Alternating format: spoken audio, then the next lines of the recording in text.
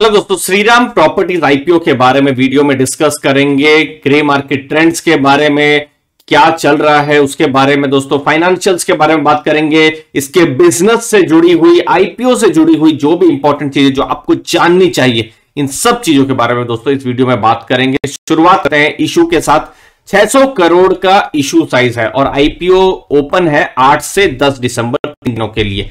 अगर आप price band की बात करें तो 113 से 118 का इसका प्राइस बैंड है। 125 शेयर का लॉट है, मतलब आप अप्लाई अगर सपोज यहां करते हैं तो 14,750 रुपीज का इन्वेस्टमेंट यहां आपको करना पड़ेगा। अब देखिए 600 करोड़ में से 250 करोड़ का ये फ्रेश इशू है, तो इसका मतलब क्या हो रहा है, ये पैसा कंपनी में जाएगा और बाकी का 350 करोड़ जो है ओएफएस है, मतलब जो प्रोमोटर है अपना थोड़ा हिस्सा बेच रहे हैं। अब देखिए रिटेल 10% है, मतलब कहीं ना कहीं हिंट मिल रहा है कि कंपनी लॉस में है। तो फाइनेंशियल्स में जब हम आएंगे तो और ज्यादा डिटेल में हम बात करेंगे और वो मुझे लगता है बहुत ही इंपॉर्टेंट है जानना। अब देखिए ग्रे मार्केट ट्रेंड्स की बात करें तो फिलहाल 10% का ये ग्रे मार्केट ट्रेंड्स बता रहा है, लेकिन आईपीओ अभी ओपन ही है। डिसेंट ठीक ठाक चांसेस है, लेकिन जीएमपी जैसा हमने पहले देखा है बहुत ही वोलाटाइल है। अभी भी आईपीओ तो अभी खत्म होगा, फिर उसके बाद कुछ दिनों के बाद फिर लिस्टिंग होगी, तो 8-10 दिन में तो बहुत सारी चीजें चेंज हो सकती है। तो इसीलिए मुझे लगता है रिस्की बहुत है अगर आप लिस्टिंग गेन के हिसाब से देख रहे हैं तो इस रिस्क को ध्यान में रखना जरूरी है। देखिए अगर 50-60% जीएमपी बोल रहा होता, जो भी हम रिसर्च करते हैं, तो फिर थोड़ा सा मार्जिन रहता है, सेफ्टी का मार्जिन रहता है। और ऐसा भी नहीं है कि हर बार जीएमपी सही अंदाजा दे, लेकिन एक ठीक ठाक अंदाजा देता है, जो हमने पिछले आईपीओ में देखा है। एटलीस्ट ये 70-80% तो ये एक्यूरेट होता ही है, जो हमने एक्सपीरियंस में अपना पास्ट में देखा हुआ है। तो ये 10% थोड़ा सा धीमा लग रहा है दोस्तों। अब यहां पर एंकर लिस्ट कैसी है, क्या बड़े निवेशकों ने इन्वेस्ट किया है? देखिए एक दिन पहले एंकर लिस्ट ओपन हुई थी तो 34 स्कीम ने अप्लाई किया था और उसमें भी 4 म्यूचुअल फंड और उसकी 24 स्कीम्स ने। तो ये एक बड़ा नंबर है, लेकिन और जब मैं डीप में एनालिसिस करने गया तो मैंने देखा ये 24 स्कीम में से 21 स्कीम सिर्फ सुंदरम म्यूचुअल फंड की ही थी। मतलब सुंदरम म्यूचुअल फंड के ही किसी स्कीम ने थोड़ा करके इन्वेस्ट किया था। तो मुझे लगता है इतना, मतलब बहुत ही, मतलब 24 वाला नंबर या इनफैक्ट 34 वाला नंबर को भी बहुत ही हम देखें तो थोड़ा स्क्यूड हो जा रहा है, थोड़ा सा ये नंबर्स थोड़े से ज्यादा हो जा रहे हैं। एक्चुअली में सुंदरम ने ही 21 जगह में अप्लाई किया हुआ है।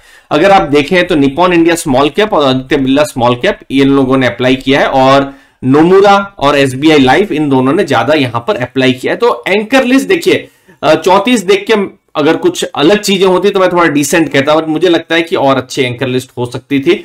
बट हाँ, यहां पर एंकर्स ने भी इन्वेस्ट किया है, स्मॉल कैप्स के जो म्यूचुअल फंड है इन्वेस्ट किया। अब इसका मतलब ये भी है, देखिए कंपनी भी स्मॉल कैप रहने वाली है, इसका भी आप ध्यान में रखिएगा। तो रिस्क और लिक्विडिटी का जो फ्यूचर में इश्यूज रहेंगे, तो ये एक रिस्क आपको ध्यान में रखेगा। अब देखिए, अब बिजनेस पर हम बात करते हैं, फाइनेंशियल्स पर बात करते हैं। उससे पहले दोस्तों, अगर आपने भी अपना डीमैट अकाउंट ओपन नहीं किया है तो पेटीएम मनी में आप अपना अकाउंट ओपन कर सकते हैं। फ्री डिलीवरी ब्रोकरेज रहेगा, वॉइस ट्रेडिंग के जरिए भी आप ट्रेडिंग कर सकते हैं और इंट्राडे सिर्फ 10 रुपए पर ऑर्डर रहेगा। नीचे डिस्क्रिप्शन बॉक्स में लिंक है, आप उसको एक्सप्लोर कर सकते हैं। अब देखिए श्रीराम प्रॉपर्टीज क्या बिजनेस करती है। देखिए ये प्रॉपर्टी बिजनेस का यहां पर उनका बिजनेस है और मोस्टली साउथ इंडिया में है। जैसे बेंगलोर में है, बेंगलोर में उन्होंने 11.81 मिलियन स्क्वायर फीट कंप्लीट किया है प्रोजेक्ट्स। फिर कुछ ऑनगोइंग प्रोजेक्ट्स भी उनके हैं। फिर कोयम्बटूर में है उनके प्रोजेक्ट्स, फिर चेन्नई में है, वाइजाग में है, विशाखापट्टनम में उनके कुछ प्रोजेक्ट्स हैं और कोलकाता में भी उनके प्रोजेक्ट्स हैं। तो ये सब कुछ प्रोजेक्ट्स हैं। अभी कोलकाता में तो ऑनगोइंग प्रोजेक्ट्स मैक्सिमम है। तो real estate property, real estate development का काम इनका है। फाइनेंशियल्स थोड़ा जरूरी है समझना। अब देखिए रेवेन्यू अगर आप देखें तो रेवेन्यू हम देख पा रहे हैं, रेवेन्यू कम हो रहा है 650 से 431 करोड़, ये कम हो रहा है रेवेन्यू। अगर हम एबिटा की बात करें तो एबिटा थोड़ा बढ़ रहा है, लेकिन जो नेट प्रॉफिट है ये नेगेटिव है। देखिए 50 करोड़ का, देखिए 650 करोड़ का रेवेन्यू में 50 करोड़ का प्रॉफिट था, तो मार्जिन 7.7 ठीक ठाक थे। लेकिन 2020 में 86 करोड़ का लॉस, फिर 2021 मतलब पिछला साल फाइनेंशियल ईयर में 69 करोड़ का लॉस, तो मार्जिन तो सब नेगेटिव ही हो गए। अब 6 महीनों में कैसा परफॉर्मेंस है, तो 6 महीनों में भी मैं देख रहा हूं इनफैक्ट 6 महीनों में और कम हुआ है, 118 करोड़ का ही रेवेन्यू रहा है। नेट प्रॉफिट और कम हुआ है, मतलब 69 करोड़ पूरे साल का लॉस था, इस बार 6 महीनों में ही 68 करोड़ का लॉस हो गया है। तो ये एक इंपॉर्टेंट चीज है। तो क्या ये एक टर्न अराउंड जैसा स्टोरी होगा, तो इसके लिए ये बता पाना बहुत ही रिस्की रह जाता है, क्योंकि अभी आईपीओ आ ही रहा है, क्या अंदर की चीजें हैं, थोड़ा सा मुझे लगता है रिस्क ज्यादा हो जा रहा है। पी के बारे में अगर आप बात करें, प्राइस अर्निंग रेशियो नेगेटिव है, क्योंकि अर्निंग्स ही नहीं है। 2019 में 3940 का पी था, लेकिन अभी तो अर्निंग्स ही नहीं है। जैसा मेरे जैसा जो इन्वेस्टर है, जो थोड़ा कंजर्वेटिव है, लेकिन कुछ टर्न अराउंड भी देखते रहते हैं, मार्जिन्स में बहुत ज्यादा देखता रहता हूं, तो मेरे लिए मैं अपनी बात करूं तो मेरे लिए बहुत ही रिस्की हो जाएगा इस आईपीओ में के बारे में। और दूसरा चीज है कि रियल एस्टेट सेक्टर में मेरा खुद का ही एक्सपोजर ना के बराबर है। रियल एस्टेट में मैं जनरली फाइनेंशियल्स में जाता हूं या फिर बिल्डिंग मटेरियल्स की कंपनियों को स्टडी करता रहता हूं, तो रियल एस्टेट कंपनीज ऐसे ही मेरे पोर्टफोलियो में नहीं है। और श्रीराम प्रॉपर्टीज और ज्यादा रिस्की है, क्योंकि लॉस मेकिंग है, और अभी भी इनफैक्ट 6 महीनों में ऐसा कोई टर्न अराउंड जैसा भी सिग्नल नहीं मिल रहा है, तो मेरे लिए मुझे लगता है बहुत ही रिस्की हो जाएगा।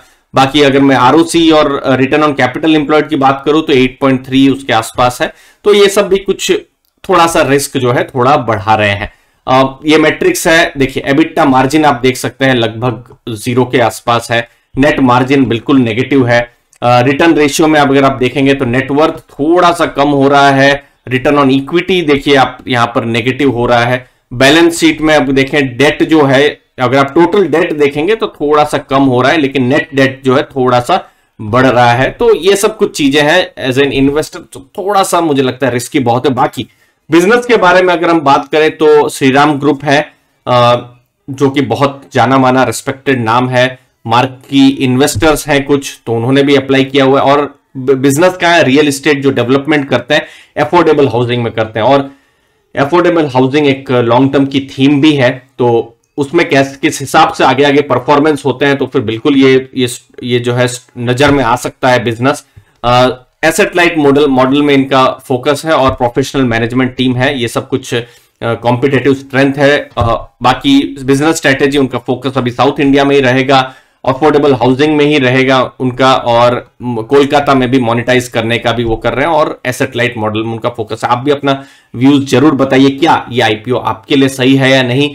क्या इस आईपीओ में आप वैल्यू देख रहे हैं? वैल्यू देख रहे हैं तो क्या देख रहे हैं? वैल्यू नहीं देख रहे हैं तो क्या वैल्यू नहीं देख रहे हैं? कमेंट सेक्शन में बिल्कुल आपके कमेंट्स का इंतजार रहेगा दोस्तों। आपके कीमती समय के लिए बहुत बहुत धन्यवाद। चैनल को दोस्तों जरूर सब्सक्राइब करके रखिएगा, ताकि आपके पास वैल्यूएबल इंफॉर्मेशन मिलती रहे। धन्यवाद आपके कीमती समय के लिए। Thank you very much.